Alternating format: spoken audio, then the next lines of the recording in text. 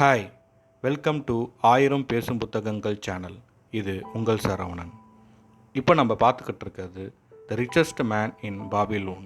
தமிழில் பாபிலோனின் மிகப்பெரிய பணக்காரன் அப்படின்ற புத்தகத்தோட ஆடியோ ரிவ்யூ பார்த்துக்கிட்டு இருக்கோம். ஆல்ரெடி இந்த புக்கோட 5 சாப்டரை நாம் ஆல்ரெடி பார்த்துட்டோம். அதை கேட்காதவங்க டிஸ்கிரிப்ஷனில் லிங்க் இருக்குது, அதை கேட்டுட்டு இந்த சாப்டரை கேளுங்க. அப்போ தான் இந்த புக்கில் சொல்ல வந்தது முழுமையாக உங்களுக்கு புரியும். இந்த பதிவில் நாம் பார்க்க போகிறது சாப்டர் நம்பர் 6, பாபிலோனின் வட்டி தொழில் செய்பவர். பாபிலோனை சேர்ந்த ரோத்தன் அப்படின்றவர் ஈட்டி செய்யும் தொழிலை செய்து வந்தார். அவர்கிட்ட இப்போது 50 தங்க நாணயங்கள் இருக்கிறது. அவரோட அதிர்ஷ்டத்தை அவராலேயே நம்ப முடியலை. ஆமாம், 50 தங்க நாணயங்கள் அனைத்தும் இப்பொழுது அவனுக்கு தான். இந்த தங்க நாணயங்களை வச்சுக்கிட்டு அவர் ஒரு மிகப்பெரிய மாளிகை, இல்லைன்னா நிலம், ஆட்டு மந்தை, ஒட்டகங்கள், குதிரைகள், ரதங்கள் அப்படின்ட்டு எதை நினச்சாலும் அவரால் நிச்சயமாக வாங்க முடியும். ஆனால் அவர் அந்த பணத்தை வச்சுக்கிட்டு என்ன பண்ண போகிறாரு அப்படின்றது தான் இப்பொழுது கேள்வி. ரோத்தன் சில நாட்களுக்கு பிறகு வட்டி தொழில் செய்யும் மாத்தோன் அப்படின்றவரோட கடைக்கு போகிறாரு.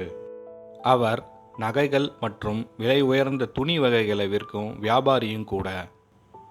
ரோத்தன் மாத்தோன் கடைக்கு போய், எனக்கு ஒரு விஷயத்தில் என்ன செய்வதென்றே தெரியல, அது பற்றி உங்களிடம் ஆலோசனை கேட்க வந்திருக்கிறேன் அப்படின்னு சொல்கிறாரு. அதற்கு மாத்தோன், வட்டி தொழில் செய்பவர்கிட்ட யாரும் ஆலோசனை கேட்டு வரது கிடையாது. எனினும் நீங்கள் என் நண்பர் அப்படின்றதுனால என்ன ஆலோசனை வேணும் கேளுங்க அப்படின்னு சொல்கிறாரு. அதற்கு ரோத்தன், நான் அரசனின் பாதுகாவலருக்கு ஒரு புது வகையான ஈட்டியை வடிவமைத்து கொடுத்தேன். அதை கண்டு மகிழ்ச்சி அடைந்த மன்னர் எனக்கு 50 தங்க நாணயங்களை பரிசாக கொடுத்தாரு. அதனால் நான் இப்போது தடுமாற்றத்தில் இருக்கிறேன். இந்த தங்க நாணயங்களை என்னோட தங்கையுடன் நான் பகிர்ந்து கொள்ள விரும்புகிறேன் அப்படின்ட்டு மாத்தோன் கிட்ட சொல்கிறாரு. ஆனால் இது அவளுக்காக இல்லை, அவள் கணவனுக்காக. அவள் தன் கணவனை ஒரு பணக்கார வியாபாரியாக பார்க்க விரும்புகிறாள். இதுவரை அவளுக்கு அது போன்ற ஒரு வாய்ப்பு வரவில்லை. இப்போது என்னிடம் இருக்கும் தங்கத்தை அவனுக்கு கடனாக கொடுத்தா அவன் ஒரு மிகப்பெரிய வியாபாரியாகி விடுவான். பிறகு வியாபாரத்திலிருந்து வரும் லாபத்திலிருந்து என் கடனை அவன் திருப்பி கொடுத்துருவான் அப்படின்ட்டு என் தங்க சொல்கிறா. இதை கேட்ட மாத்தோன், நண்பனே, இது விவாதிக்க வேண்டிய விஷயந்தான். தங்கம் ஒருத்தருக்கு வந்ததும் தான் உரிமையாளருக்கு பொறுப்பை அது வரவழைக்கிறது. தங்கத்தை இழந்து விடுவோமோ அல்லது தன்னை விட்டு பறிபோய் விடுமோ என்ற பயத்தையும் அது வரவழைக்கிறது. மேலும் இது சக்தியையும் நல்லது எதையும் செய்துவிடும் திறனையும் தருகிறது. அதே போன்று ஒருவனுக்கு இதுவரை சிரமமாக இருந்த விஷயங்களை எளிதாக செய்து முடிக்கும் வாய்ப்பினையும் ஏற்படுத்தி தருகிறது என்றார். மேலும் அவர், நினிவே நகரத்தில் இருக்க விவசாயிங்களுக்கு விலங்குகளின் பாஷை புரியும். இது பற்றி நீ ஏதாவது கேள்விப்பட்டிருக்கிறாயா? இல்லை, நான் கேள்விப்பட்டது இல்லை என்றான் ரோத்தன். சரி, நான் உனக்கு அந்த கதையை சொல்கிறேன். அந்த கதையிலிருந்து கடன் வாங்குவதும் கடன் கொடுப்பதும் வெறும் பணம் கைமாற்றிவிடும் வேலை இல்லை என்பது உனக்கு நல்லாவே புரிய வரும். இந்த கதையில் வரும் விவசாயிக்கு விலங்குகளின் பாஷை நல்லாவே புரியும். ஒவ்வொரு நாள் மாலையிலும் அவைகள் என்ன பேசிக்கொள்கிறது அப்படின்றத அவர் கேட்பார். ஒரு நாள் மாலை ஒரு எருது கழுதையிடம், காலையிலிருந்து இருட்டும் வரை நான் கலப்பையை சுமந்து உழ வேண்டி இருக்கிறது. எவ்வளவு கடுமையான வெயிலாக இருந்தாலும் சரி, எவ்வளவு நாள் சோர்ந்து போயிருந்தாலும் சரி, கலப்பை அழுத்தி என் தோளில் எவ்வளவு புண் ஏற்பட்டிருந்தாலும் சரி, நான் வேலை செய்தே ஆக வேண்டும். எல்லாம் என் தலைவிதி என்று புலம்பியது. ஆனால் நீயோ பெரும்பாலான நேரம் ஓய்வாக இருக்கிற. உன் முதுகில் அழகான ஜமுக்காலம் கொண்டு அலங்காரம் செய்யப்படுகிறது. முதலாளி வெளியே போகும்போது அவர் போக விரும்பும் இடத்திற்கு நீ அவரை சுமந்து செல்ல வேண்டும். அவ்வளவுதான். அவர் எங்கேயும் போகலன்னா நீ வீட்டிலேயே ஓய்வாக இருக்க வேண்டியது தான். எருதின் புலம்பலை கேட்ட கழுதை அதன் மீது பரிதாபப்பட்டது. என் இனிய நண்பனே, நீ மிக கடுமையாக உழைக்கிற. உன் வேலை சுமையை குறைக்க நான் உனக்கு ஒரு உதவி செய்கிறேன்.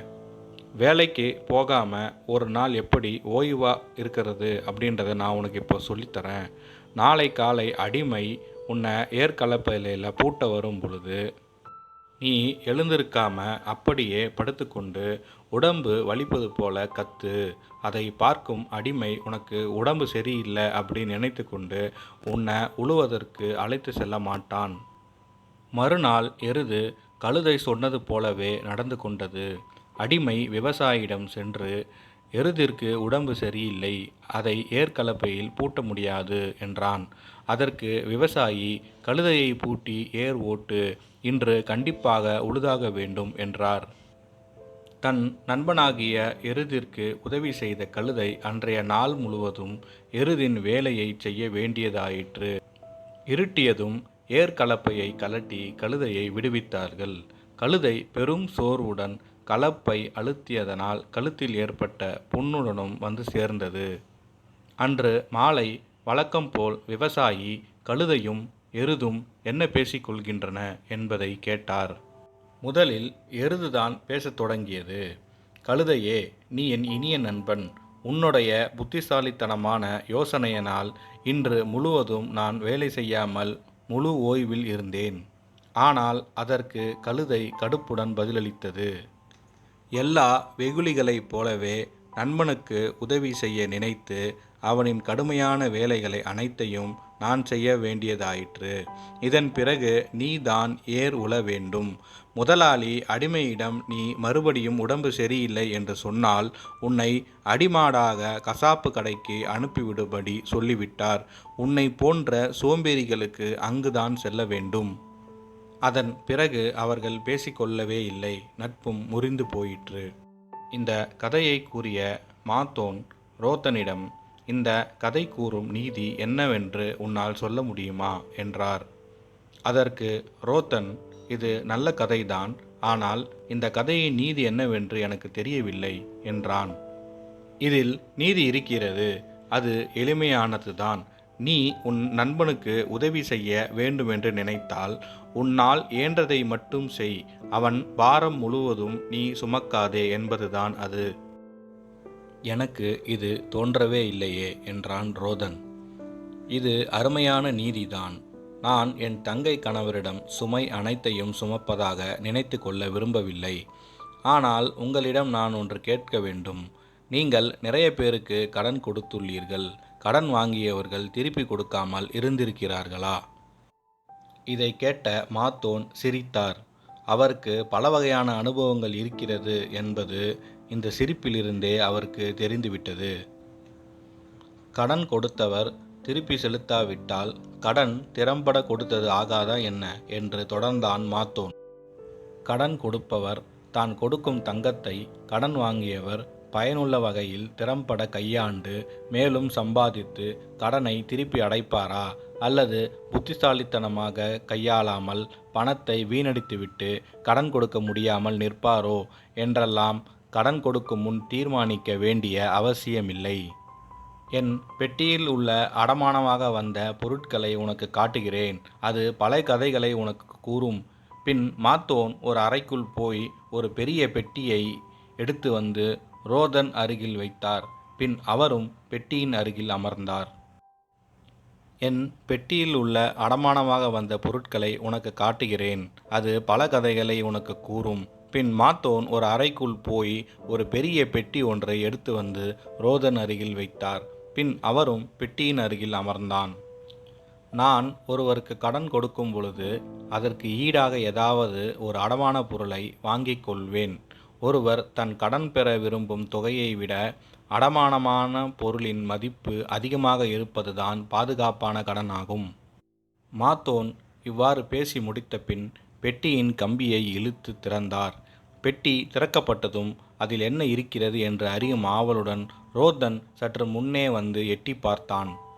பெட்டியின் மேலாக ஒரு சிவப்பு நிற துணியில் ஒரு வெண்கல நெக்லஸ் ஒன்று இருந்தது. இந்த நெக்லஸ் எப்பொழுதும் என்னுடன் தான் இருக்கும். ஏனெனில் இப்பொருளின் உரிமையாளர் இவ்வுலகில் இருந்து மறைந்து விட்டார். அவர் என்னுடைய இனிய நண்பர். அதனால் அவரின் நினைவுகளைப் போலவே இந்த நெக்லஸையும் பத்திரமாய் நான் பாதுகாத்து வருகிறேன். நாங்கள் இருவரும் ஒன்றாக இணைந்து பல வியாபாரங்களை செய்து பெரும் வெற்றியும் பெற்றிருக்கிறோம். அவனின் திருமணத்திற்கு பிறகு நாங்கள் பிரிந்துவிட்டோம். அவனின் மனைவி தங்கங்களை தான் விரும்பிய விஷயங்களுக்கு நிறையவே செலவழித்தாள். அவனிடம் இருந்த தங்கங்கள் எல்லாம் காலியான பிறகு நாள் அவன் மிகவும் மன வருத்தத்துடன் என்னிடம் வந்தான். நான் அவனுடன் கலந்து பேசினேன். மீண்டும் அவன் தொழில் தொடங்கும் வகையில் அவனுக்கு உதவுவதாக நான் சொன்னேன். அவனும் இந்த நெக்லஸை கொடுத்துவிட்டு பணம் வாங்கி சென்றான். அவன் சொன்னது போன்று அவனால் கடனை திருப்பி கொடுக்க முடியவில்லை. ஒரு நாள் இருவருக்கும் நடந்த சண்டையில் அவள் அவனை கத்தியால் குத்தி கொன்றுவிட்டான். தான் செய்த பெரும் தவறை நினைத்து வருந்தியவள் ஒரு நாள் இப்ரஸ் நதியில் இருந்து குதித்து இறந்துவிட்டாள். இந்த கடன் எப்பொழுதும் திரும்பி வராது. பெரும் உணர்ச்சி போராட்டத்தில் பெரும் பிரச்சனையில் இருப்பவர்கள் கடன் கொடுப்பவர்களுக்கு பாதுகாப்பானவர்கள் இல்லை என்று இந்த பெட்டி சொல்லும். அதேபோல ஒருவர் நல்லதொரு நோக்கத்திற்காக கடன் வாங்கினால் அந்த பணம் திரும்பி வந்துவிடும் என்பதை நானே பார்த்திருக்கிறேன். மேலும் அவன் இளமை என்பது பேராவல் உடையது. இளமை செல்வத்தையும் தான் விரும்பியதையும் அடைய குறுக்கு வழியை தேடும்.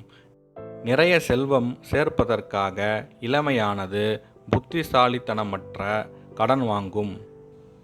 ரோத்தன், நான் கேட்க விரும்பிய அனைத்து விஷயங்களையும் பற்றியும் நீங்கள் பேசினீர்கள்.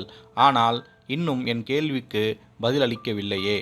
நான் என் தங்கையின் கணவருக்கு 50 தங்க நாணயங்களை கடனாக கொடுக்கலாமா வேண்டாமா என்று கேட்டான். அதற்கு மாத்தோன், அவள் கணவனை என்னிடம் வந்து 50 தங்க நாணயங்களை கடனாக கேட்கச் சொல்.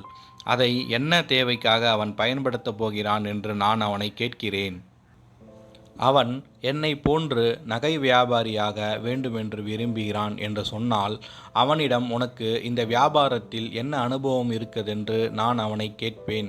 எங்கு நகைகளை விலை குறைவாக வாங்க முடியும் என்று உனக்கு தெரியுமா?